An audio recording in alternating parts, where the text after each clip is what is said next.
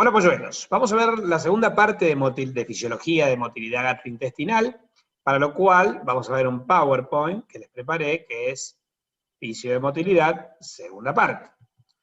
En la primera nosotros habíamos hablado de digamos, las funciones generales del músculo liso, hablamos de la regulación neurógena, extrínseca, intrínseca, humoral. Bueno, ahora vamos a hablar concretamente, órgano por órgano, de los procesos de la motilidad digestiva más relevantes.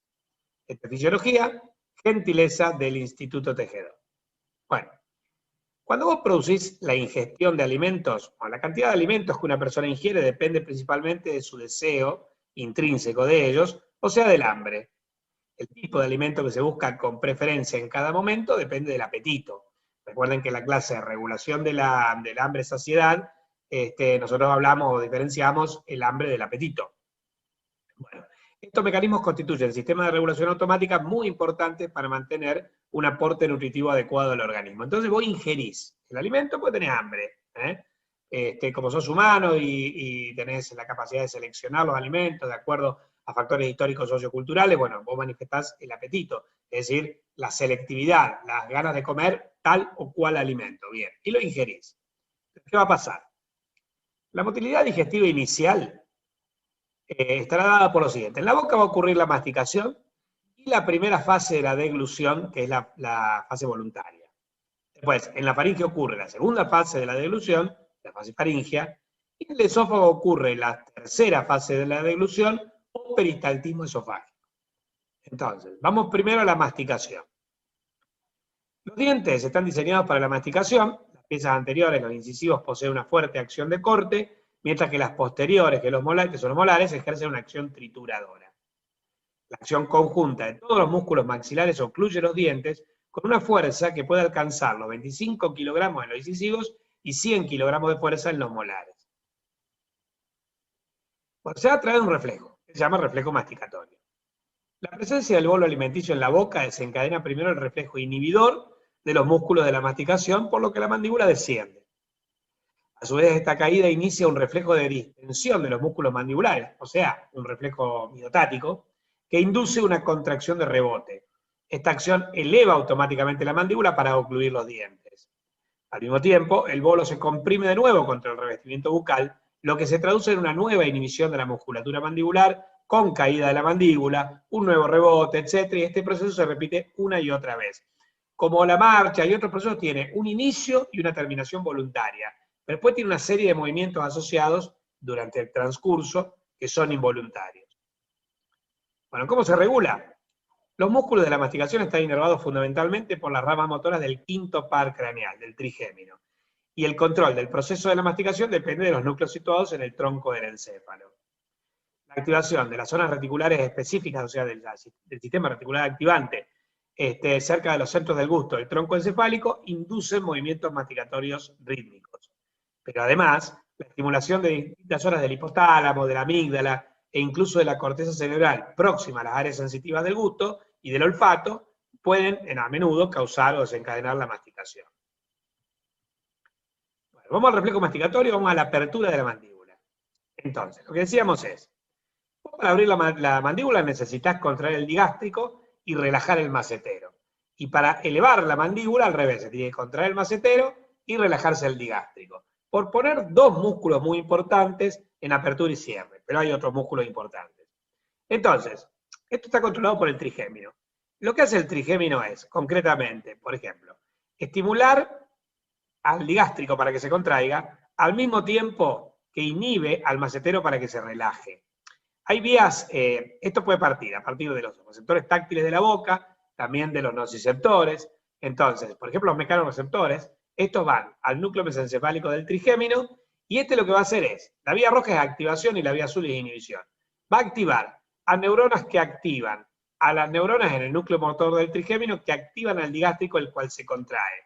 Pero a la vez va a activar a neuronas en el núcleo motor del trigémino, a neuronas que inhiben en el núcleo motor del trigémino a las neuronas que estimulan el macetero. Como consecuencia de este reflejo, el macetero se relaja, el digástrico se contrae y la mandíbula se abre. O sea, se produce la caída de la mandíbula, la apertura de la mandíbula. ¿Qué pasa? ¿Cómo se produce el cierre?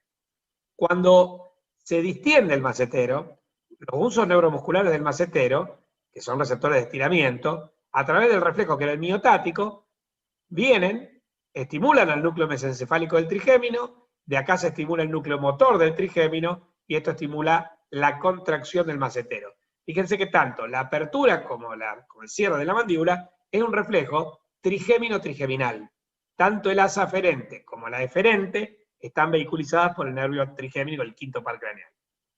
Bueno, ¿dónde está el centro integrador?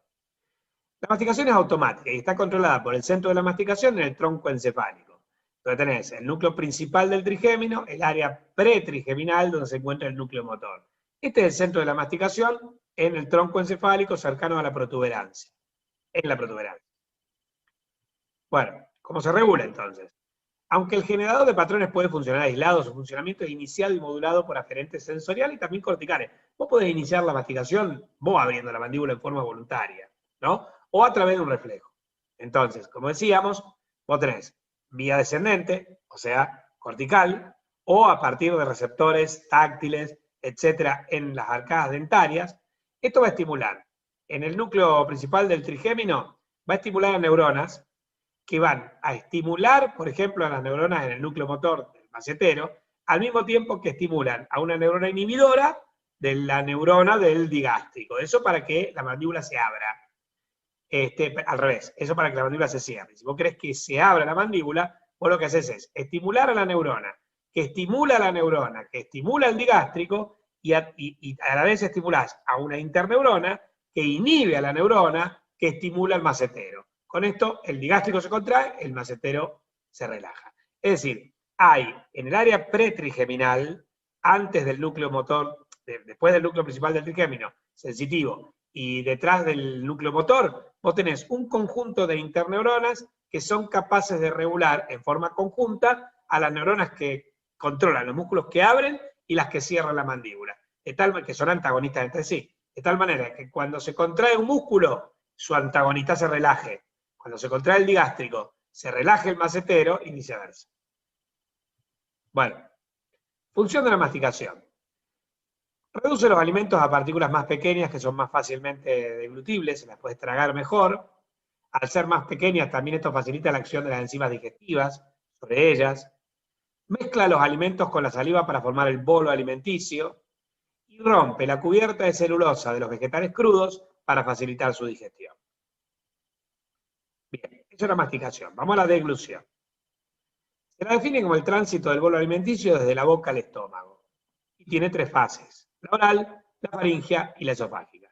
La oral es voluntaria, la faríngea y la esofágica son involuntarias. Vamos a la fase oral. En la fase voluntaria de la deglución, cuando los alimentos se encuentran preparados para la deglución, la presión hacia arriba y hacia atrás de la lengua contra el paladar los arrastra o desplaza voluntariamente en sentido posterior en dirección a la faringe. O sea, los hace atravesar el istmo de las fauces. A partir de ese momento la deglución pasa a ser un proceso total o casi totalmente automático y en general no se puede detener. Y así comienza la fase faríngea, que es involuntaria.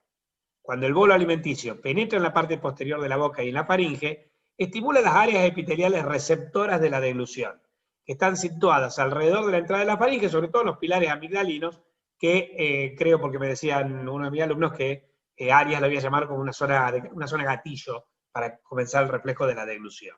Pero bueno, estaría sobre todo situada en los pilares amigdalinos. Los impulsos que salen de estas áreas llegan al tronco encefálico e inician una serie de contracciones automáticas de los músculos faríngeos. Pasos de la fase faríngea. Primero, el paladar blando se eleva para taponar las coanas e impedir el reflujo de alimentos hacia las fosas nasales. Segundo, los pliegues palatofaríngeos a cada lado de la faringe se desplazan en la línea media, se aproximan entre sí. De esta manera te forman una hendidura sagital a través de la cual los alimentos pasan a la parte posterior de la faringe. Esta hendidura tiene una acción selectiva, solo permite el paso con facilidad de los alimentos bien masticados. Un alimento grande no te pasa la hendidura, es difícil de tragar. 3. Las cuerdas vocales de la laringe se aproximan con fuerza, al tiempo que los músculos del cuello tiran y desplazan hacia arriba a todo el órgano, la laringe. Estas acciones combinadas con la presencia de ligamentos que impiden que la epiglotis descienda, o sea, la epiglotis queda fija por los ligamentos, pero los músculos traccionan de la laringe hacia arriba, la epiglotis termina cerrando con una tapita la laringe, pero no es que la epiglotis cierra la laringe moviéndose, sino que la laringe sube hacia la epiglotis. Bueno, estas acciones combinadas con la presencia de ligamentos que impiden el ascenso de la epiglotis obligan a este a inclinarse hacia atrás para cubrir la entrada de la laringe.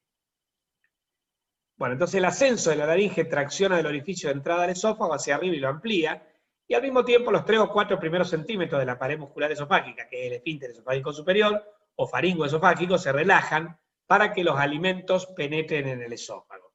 Entre deglución y deglución, este esfínter permanece fuertemente contraído e impide la entrada de aire al esófago, y también el reflujo esófago-faríngeo. Al mismo tiempo que se eleva la laringe y se relaja el esfínter faringoesofágico, se contrae la totalidad de la musculatura faríngea, empezando por la parte superior y descendiendo en forma de onda peristáltica rápida hacia las regiones media e inferior del órgano, que impulsa los alimentos al esófago.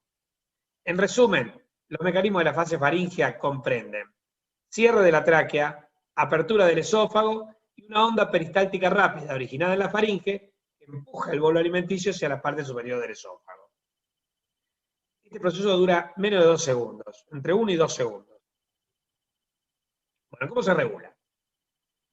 Vos tenés los nervios que van a controlar el bolo alimenticio, que esta es la cavidad bucal, es tragado hacia la faringe, y acá tengo el esófago, que ahora ya vamos a ver el peristaltismo esofágico, es decir, la fase esofágica de la deglución. Entonces decíamos, es controlada. A nivel bucal, vos tenés el trigémino, vos tenés el vago, tenés el glosofaringio, acá no lo dice, pero también el hipogloso, porque si yo tengo que controlar los movimientos linguales para empujar el bolo alimenticio hacia arriba y hacia atrás, la lengua es controlada fundamentalmente por el hipogloso mayor. Bueno, y así el bolo alimenticio va pasando de la cavidad bucal a la faringe y de la faringe al esófago. Vos tenés que para el control de la deglución intervienen diversas estructuras. Tenés la corteza cerebral, el centro de la deglución que genera patrones, las motoneuronas, esto está en el tronco del encéfalo, y después los músculos de la deglución que están en la boca, la faringe y la del esófago. En los músculos hay receptores sensoriales que controlan el centro de la deglución para formar un acto reflejo, ¿sí? Como era la masticación. Las aferencias de este acto reflejo son las aferencias táctiles más sensibles que inician la fase faríngea y forman un anillo alrededor de la entrada de la faringe. Si bien la zona más sensible, como decíamos antes, corresponde a los pilares amigdalinos. Los impulsos se transmiten desde estas áreas a través de las ramas sensitivas de los nervios trigémino y glosofaringio hacia una región del bulbo raquídeo, que es el tracto solitario que recibe casi todos los impulsos sensitivos de la boca. Las diferencias desde las áreas del bulbo y la región inferior de la protuberancia, donde hay neuronas distribuidas por toda la sustancia reticular, estas controlan la deglución y reciben en conjunto el nombre de centro de la deglución. Entonces, los impulsos motores procedentes del centro de la deglución se dirigen a la faringe y a la porción superior del esófago. Y esto viaja por los pares craneales 5, 9, 10 y 12, e incluso por algunos nervios cervicales superiores. O sea, trigémino, glosofaringio, neumogástrico, hipogloso, y por algunos nervios cervicales superiores.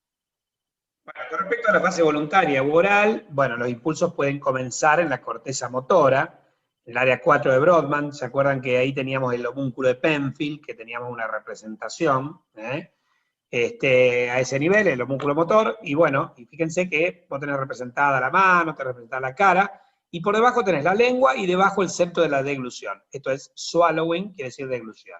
Quiere decir que yo puedo iniciar voluntariamente la deglución activando este área. De hecho, acá tienen imágenes funcionales del cerebro, tanto el del derecho como el del izquierdo, y este es el área que se activa cuando tragás. Ven que hay como un aumento del flujo a ese nivel, significa que la actividad neuronal aumentó ahí. Bueno, muy bien. En la fase involuntaria faringoesofágica, o sea, faringea y esofágica, lo que tenés es que estas están controladas por un centro generador de patrones que están en el tronco encefálico. Están en esta zona, en el tronco encefálico, en la protuberancia y en el bulbo. Así como el de la masticación está en la protuberancia, en el núcleo del trigémino está en la protuberancia y en el bulbo. Y tiene, bueno, el núcleo del tracto solitario es el que recibe los estímulos sensitivos desde esa zona gatillo, en los pilares amigdalinos, y desde allí se controlan tanto el núcleo ambiguo como el motor dorsal del vago.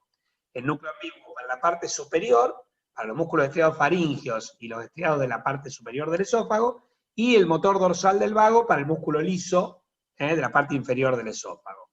Entonces, este centro de la deglución, bueno, tiene un grupo dorsal de neuronas y un grupo ventral.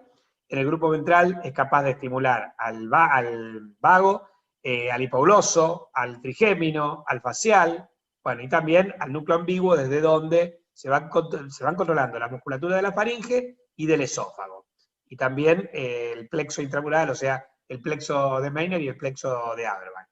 El núcleo motor dorsal del vago es el que controla la parte inferior del esófago, y el núcleo ambiguo es el que controla la parte superior del esófago y la parte faríngea. Y los otros pares craneales están involucrados fundamentalmente en la parte faríngea o bucal, por ejemplo, oral. El hipogloso en la lengua, en la parte más superior, y parte de la faringe, el trigémino y el facial. Después, el décimo par, y bueno, toda la parte inferior del esófago por el décimo par.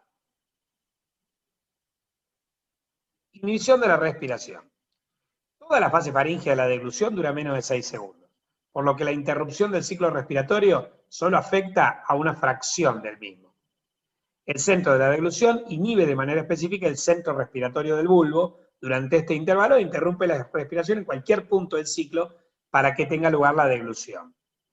Así pues, aunque la persona esté hablando, la deglución interrumpirá la respiración durante un periodo tan corto que apenas resultará perceptible, menos de 6 segundos. Miren, nosotros habíamos visto en la fase faríngea que las cuerdas vocales se acercan a la línea media e impiden el pasaje de los alimentos hacia la vía aérea.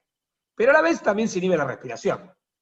Esto que se llama apnea de la deglución, ocurre porque el centro de la deglución, el grupo ventral, está vinculado o está relacionado con el centro respiratorio que controla el nervio ferénico a partir de las metámeras cervicales 3 y 5 y de las metámeras torácicas 1 y 12, y los músculos intercostales.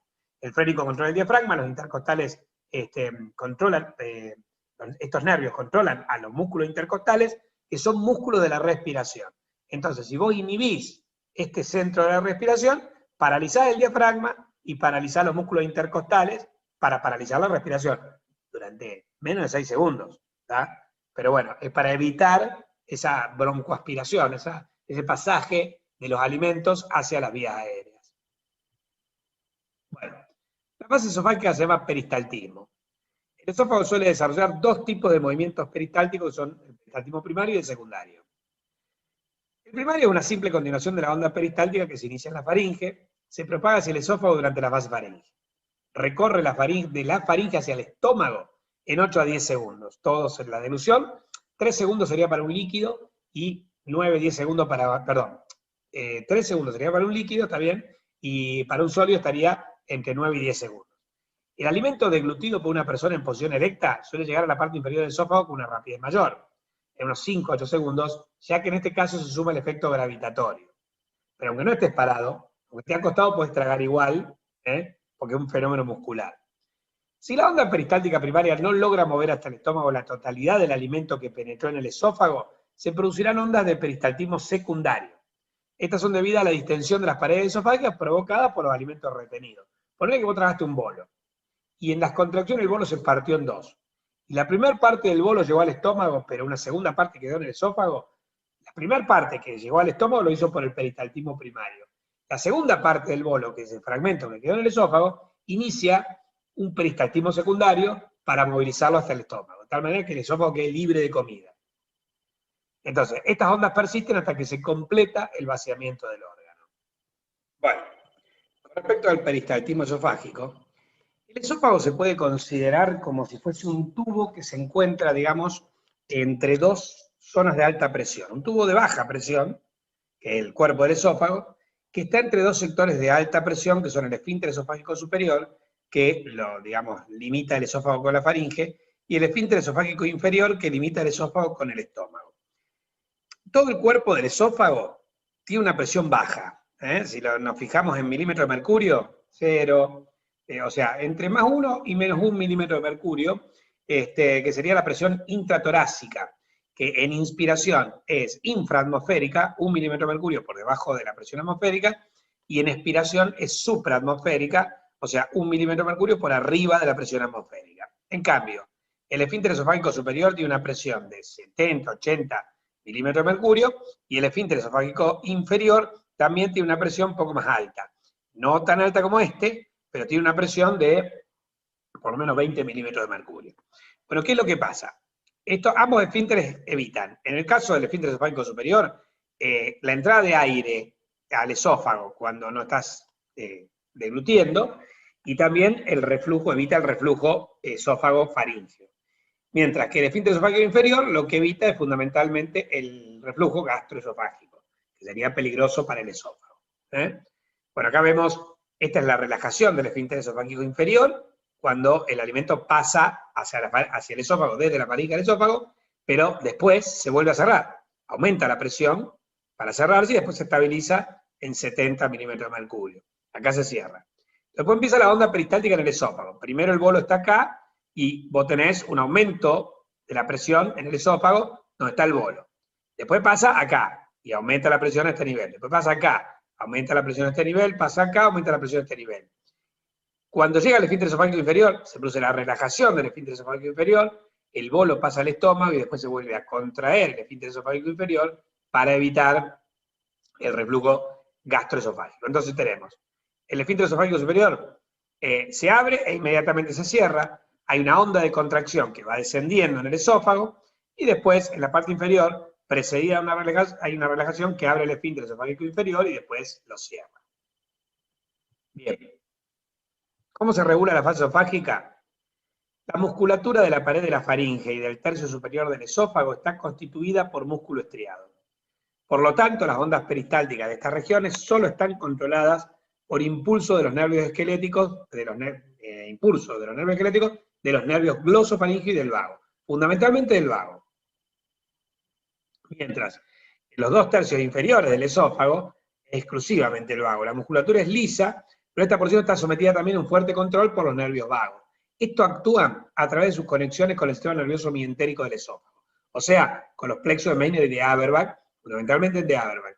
La lesión de estos plexos provoca que el vago, aunque el esófago esté inervado, no pueda controlar el peristaltismo. O sea que, eso lo vimos en la clase anterior. Los plexos son fundamentales. Yo puedo denervarte el esófago y que tenga peristaltismo igual, conservando los plexos. Ahora, puedo mantener la inervación autonómica del esófago, las fibras que vienen por los vagos, pero destruir los plexos y se perturba completamente el peristaltismo. Bueno, el esófago tiene una parte de músculo liso y una parte de músculo estriado. El tercio superior es estriado, el medio tiene estriado y liso, y el tercio inferior es liso. El neumogástrico es el nervio cardinal de la regulación del esófago. Puede ser también el glosofaringeo en la parte superior, pero es fundamentalmente el neumogástrico. Solo que las fibras que conduce el neumogástrico para el músculo estriado esquelético en la parte superior son fibras esqueléticas, nervios esqueléticos, o sea, liberan acetilcolina a placas motoras del músculo estriado esquelético. Y se unen a receptores nicotínicos, colinérgicos nicotínicos. En cambio, también por el vago, pero fibras autonómicas del parasimpático también liberan acetilcolina, pero a nivel del músculo liso se unen a receptores muscarínicos, no a receptores nicotínicos. Son completamente diferentes. Bueno, ¿cómo se regula el músculo estriado esquelético entonces? En la parte superior del esófago, la onda peristáltica está controlada por las fibras vagales del núcleo ambiguo. Este es el núcleo del tracto solitario, que es un corte del tronco encefálico, donde está la parte dorsal, está la parte ventral. El núcleo del tracto solitario es donde llegan las aferencias sensitivas. El núcleo motor dorsal del vago, como yo también dije, es motor. Y el núcleo ambiguo, que es ventral, también es motor. Bueno, de este núcleo ambiguo parten fibras que van a ser vehiculizadas por el vago y van a llegar a la parte superior del esófago, donde tengo músculo estriado esquelético, y ahí van a descargar acetilcolina. La inervación de la parte superior del esófago procede del núcleo ambiguo del tronco encefálico. Regulación del músculo liso.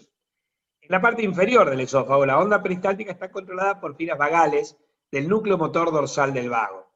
El bolo pasa a la parte inferior donde hay músculo liso, y ahí, no del núcleo ambiguo, sino del núcleo motor dorsal del vago, se va a liberar acetilcolina para que se contraiga el músculo liso, pero también óxido nítrico para que se relaje. En realidad, acetilcolina y óxido nítrico lo están liberando neuronas de los plexos. O sea, lo que hace el vago es controlar a las neuronas de los plexos, a las neuronas colinérgicas y a las no adrenérgicas, no colinérgicas inhibitorias, que liberan óxido nítrico y también BIP.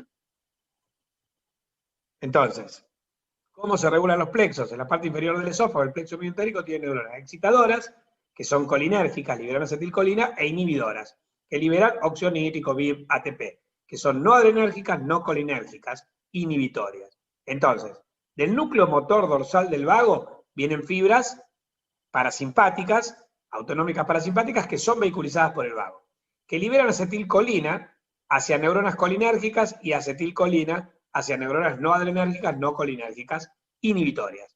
Entonces después estimula a ambas. Entonces, la neurona colinérgica va a liberar acetilcolina que va a provocar contracción, mientras que la neurona no adrenérgica, no colinérgica, inhibitoria va a liberar óxido nítrico fundamentalmente que produce relajación. Bueno, esto es porque el esfínter esofágico inferior requiere una relajación específica. En el extremo inferior del esófago y hasta 3 centímetros por encima de su unión con el estómago, el músculo circular del esófago actúa como un extenso esfínter esofágico inferior o esfínter gastroesofágico. Este esfínter suele mantener una contracción tónica con una presión intraluminal en esta región de alrededor de 30 milímetros de mercurio, al contrario que la porción intermedia del órgano que permanece relajada en condiciones normales. Cuando una onda peristáltica de deglución desciende por el esófago, induce una relajación receptiva del esfínter esofágico inferior previa a la llegada de la onda peristáltica, lo que facilita la propulsión de los alimentos deglutidos hacia el estómago. En raras ocasiones, la relajación del esfínter no es satisfactoria y provoca un cuadro llamado acalasia. Durante la acalasia el esfínter no se relaja y el tránsito del esófago al estómago se ve perjudicado. Bueno, entonces, el esfínter esofágico inferior tiene un tono contráctil, en ayunas, ponele, que es en parte miogénico y en parte nervioso. La contracción miogénica, el músculo liso se mantiene contraído por las neuronas no adrenérgicas, no colinérgicas excitadoras, que producen que ingrese calcio por canales de tipo L, elevan el IP3, el inositol trifosfato entre las células del músculo liso. Bueno, y además también neuronas colinérgicas pueden estimular la contracción, pueden estimular a neuronas colinérgicas para que estimulen la contracción. Entonces se mantiene contraído.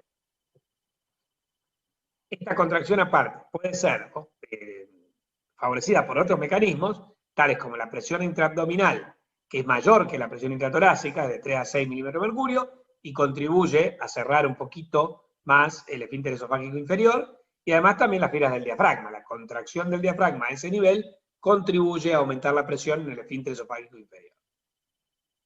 ¿Cómo se relaja? Bueno, durante la deglución se produce la relajación del esfínter, como decíamos antes. Yo tenía que las fibras vagales estimulan directamente a las neuronas no adrenérgicas, no colinérgicas inhibitorias. Estas liberan óxido nítrico que relaja el esfínter, y también puede hacerse en forma refleja, cuando se estimulan las fibras vagales que estimulan la contracción por acetilcolina del músculo liso longitudinal. Este se estira, y el estiramiento puede estimular a neuronas sensibles al estiramiento que liberan óxido nítrico y relajan el esfínter esofágico. Sea como fue, en forma directa, que las fibras colinérgicas estimulen a las neuronas no adrenérgicas, no colinérgicas excitadoras, o que éstas se estimulen en forma indirecta por el estiramiento de las fibras longitudinales superiores, la cuestión es que a ese nivel estas neuronas liberan óxido nítrico que relajan el esfínter. Bueno, vamos a un resumen de la fase esofágica. Se contrae la faringe, se relaja el esfínter esofágico superior, el bolo pasa al esófago. Se vuelve a contraer el esfínter esofágico superior para evitar reflujo esófago-faríngeo. Se produce el peristaltismo primario, una onda peristáltica que vehiculiza el bolo hacia el esfínter esofágico inferior. Se relaja el esfínter esofágico inferior, el bolo pasa al estómago y se vuelve a contraer el esfínter esofágico inferior para evitar reflujo gastroesofágico. En el caso que un pedazo de bolo se haya quedado en el esófago, se inicia una segunda onda de peristaltismo que sería el peristaltismo secundario. Si no, en estos 8 pasos, el bolo pasó desde la faringe al estómago. Bueno, Si el esfínter esofágico inferior no se cierra convenientemente, vamos a tener lo que se llama reflujo gastroesofágico. El contenido del estómago hace un reflujo hacia el esófago y esto irrita la mucosa del esófago.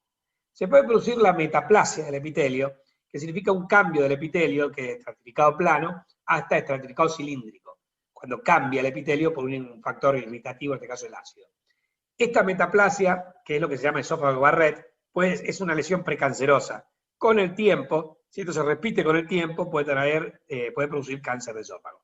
Y un signo que se produce cuando vos tenés un reflujo gastroesofágico es un dolor retroesternal. Detrás del esternón tenés un dolor, que a veces hay que diferenciarlo de un dolor de índole cardíaco, pero es en este caso producido por el reflujo gastroesofágico. El reflujo gastroesofágico sería el trastorno opuesto a la acalasia. En la acalasia el esfínter no se abre bien y lo que se dificulta es el pasaje de la comida, del bolo, del esófago al estómago. Cuando tenés un reflujo, hay una incontinencia del esfínter esofágico inferior y lo que hace es producir reflujo del contenido gástrico hacia el esófago. Bueno, queridos. A ver. Esto ha sido toda la parte de la motilidad en la parte superior, o sea, boca, faringe y esófago. Los dos primeros tiempos de la motilidad, que son la masticación y la deglución con sus tres fases. La fase oral, la fase faringe y la fase esofágica. En la próxima clase terminamos todo hablando del estómago y de los intestinos. Nos vemos, polluelos, y sigan cuidándose.